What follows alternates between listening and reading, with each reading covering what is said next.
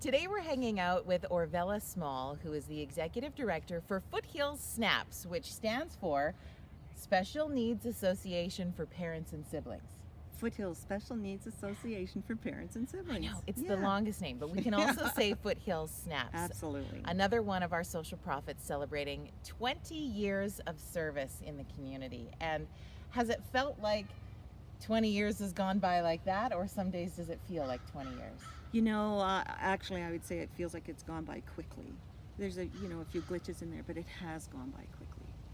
And the whole 20 years you've been a part of what SNAPS is doing. Did you create it? Was it kind of your baby, your vision? I'm one of the founders, yes. Yeah.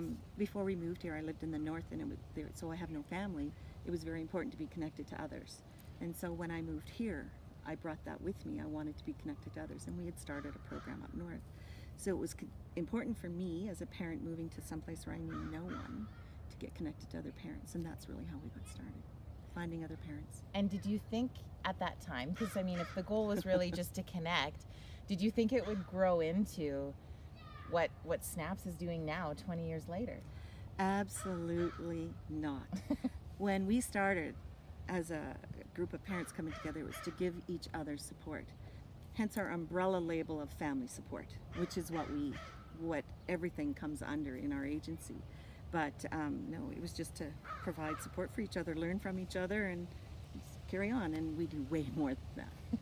Well, way more. It seems like there's been a cool, I want to say, an evolution happening within your agency, because when you say on the umbrella of helping families, that can mean a number of different layers. And over that 20 years, you've managed to kind of find some really cool ways to help families. Absolutely. And just so you know, our board is parents. So it's parents giving us direction as to what they want to see in the foothills. And so the parents that drive us give us that direction, and the parents we serve give us that direction. And so, like you say, it's finding those cool ways to do those innovative things that families need. Absolutely. And have you found that it's changed a lot over the 20 years, or is it kind of the same thing, just a different year?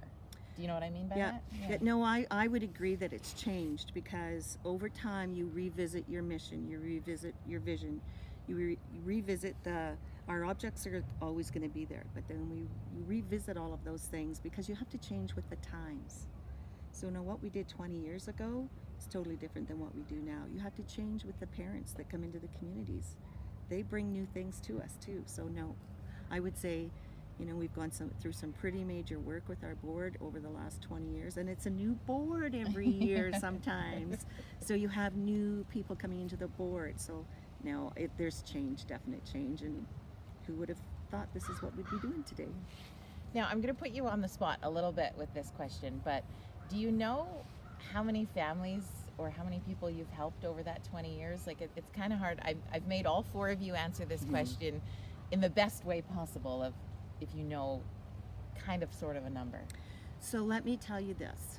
9 years ago, we were serving 64 families. Today, we are serving over 870 families, which equates to close to 3,000 people. So, and in our organization, people don't come and go, they stay, because we serve from birth to death. And so we have that longevity of that family. If they left us, we know from experience that 3 months or 3 years, they're coming back to us because they're in another place with their son or daughter or family member, brother or sister, and they need that. Now they need that new support. So most of them choose not to leave. They stay with us, and then we are connected with them, yearly through our Facebook page or our newsletters or whatever that case might be. Well, and I would think too, some of the other ladies have mentioned that being in a smaller community, and I know you serve lots of communities within our region, but you kind of get that sort of really close feel, and you get to watch kids like 20 years ago from baby to adult to like that whole gamut in between. And that's what's interesting, because 20 years ago when we came together, all of our kids were little. Yeah. And now all of our kids are grown up. They're either in their 20s to mid-20s or 30s. And so for me, what we were doing 20 years ago was very different from what we're doing now when you consider we've gone that gambit just with those initial families that started with us. Yeah. And so, yeah, it's been interesting. And then, seniors come into play, and you start looking at all those other things that need that family support. And it's just really interesting how you see where those individuals are from 20 years ago to now. Is there any stories that sort of have stuck with you over the 20 years, or a highlight in some of the work that you've done over the last 20 years? Well, for a long time when I was working for SNAPS, I was working because it was what was best for the organization, not because I was a paid staff. I was there volunteering my time on a full-time basis. And so those stories are harder to remember for me because I felt like I was just running. I was the only staff, so I was just running. But when I think about stories, it gets very personal for me, because my own story for me is my most passionate story, because I came here as a parent needing direction, needing to find out what was going on here, what was available here, and other parents would be able to share that with me. And I watched my own family grow to be what it is today, which is Fraser and I at home, our daughter out with her own business and having moved out of home and living in her own home. And I mean, that was always a plan, but who knew if that could come to fruition? And I think that's the plan for most families. Yeah. And so my personal story really is what, I guess, gives me the opportunity to share it, because our stories are very personal, and to share other people's stories is tough. Yeah. Mm-hmm. But yours is a great example, and I think if someone doesn't know Sheena, you find her and get to know her, because she is such a light, as are all the people and all the families that you help. But could you imagine what the struggle would have been like for you? And I don't say struggle in a negative way if there wasn't that support. Like, Absolutely. thank goodness SNAPS came to be. Right. And when I think about business, our hire program actually, it promotes participants being prepared for work. But out of that, we had another young lady start her own business in Black Diamond, similar. But so we have another business operating in this area who were inspired by what they heard about Sheena. So they went, oh, well, if she can do it, we can do it. Yeah, which is so cool. Yeah. If you had a piece of advice for Orvella 20 years ago, starting out on this journey from today, what would that be? Run. No. Stay home. Yeah. I don't think I would change anything. I think it would be just stay true to who you are and what it is you want for the future. And I would say that for anyone. And families struggle, you use that word, but families do struggle. They don't know where to go or what to do. And that's what SNAPS is here to help them do, because we learn from every family too. We know we find out a pitfall. Okay, well, we want to make sure nobody else goes through that. So we do our best to remember what goes on and make sure that we avoid those for other families. Well, when we chatted with Sue from Literacy for Life, we talked about how babies just don't come with handbooks. And so when you incorporate into the family unit, yes, I think struggle, it sounds like a negative, but it's not. It's real life. It's a real life piece that any parent goes through no matter what. That's right. We create our own handbook. Yeah. And then we hope that others will learn from us when we're doing that. I remember once at a meeting, an educational meeting, and the teachers were struggling with how to support this individual, and this one teacher said, well, we aren't given handbooks on how to do this. And really, special ed is one of the hardest things for teachers to learn. They're given one course in university and expected to do it in school. And so my response was, but we as parents aren't either, so we're here to do it together. Yeah. And that's the best way to do things, is together. Well, you've had a very let's do it, figure it out as we go. Take a risk. Yeah, just kind of attitude the whole time, and we're really thankful as a community that you had that spirit and that drive. And I'm sure not every day was easy, because not every day is, and you had those moments, but we just really appreciate what you've done over this past 20 years. Well, thank you. It's been a pleasure.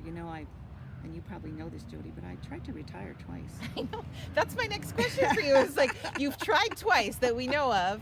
What happens next? What's the next chapter for Foothills SNAPS? I think, like most of us that you've probably already talked to, we're all in that same place of trying to figure out what's best for the organization in the future.